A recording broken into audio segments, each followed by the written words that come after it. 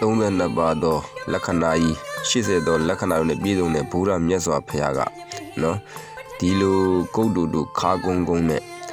အချိုးမပြေတဲ့ပုံစံမျိုးမဟုတ်ပါဘူးနော်တာမန်လူတွေတောင်ဒီလိုပုံစံမျိုးမရှိပါဘူးအဲ့တော့ကိုကယာရုတက်မယ်စီးပွားတက်မယ်ဆိုပြီးတော့မီးကွင်းတယ်ဆိုပြီးတော့အခိုင်းဆရာတွေရဲ့စကားကြီးဘေးရင်ဆရာတွေရဲ့စကားကိုလမ်းဆုံးနေတော့ခမရတို့ကဒီလိုကုတ်တူတူခါကုန်းလုံးကုန်းကလေးလေးတယောက်ရမယ်ဆိုရင်ခမရတို့ရင်ထဲမှာဘလို့နေမလဲဗျာနော်ဖះကိုအဲ့လိုမတင်မတဲတဲ့ပုံနေမကိုးကွယ်ကြပါနဲ့ဗျာနော်ကျွန်တော်စီလာအဲ့လဲထုလည်းမပေးပါဘူးကျွန်တော်လည်းနောက်ဘဝအဲ့လိုပုံစံမျိုးလေးမဖြစ်ချင်ပါဘူးအဲ့တော့ဘေးရင်ဆရာတွေခိုင်းဆရာတွေရဲ့စကားကိုလမ်းဆုံးပြီးယာရုတက်မယ်စီးစိမ်တက်မယ်ဆိုပြီးတော့ဖះကိုမကိုးကွယ်ပါနဲ့တကယ်တရားအနှစ်သာရတွေကိုနားထောင်ပြီးကိုးကွယ်ကြပါဗျာနော်အဲ့တော့ကျွန်တော်တို့ကတော့မင်းကုန်းဆရာတော်ကြီးတို့တောင်မြို့မဟာကန္တန်ဆရာတော်ကြီးရဲ့ဩဝါဒအရာပဲတပ်ပွဲကြီးညိုဝဲဆောင်တဲ့စင်တူတော်တွေပဲကိုးကွယ်ပါတယ်ဒီတခိနာတာကစင်တူတော်တွေရဲ့ရှေးခေတ်တုန်းကလည်းမရှိပါဘူးဒီမင်းတုံးမင်းခေတ်ရောက်မှာ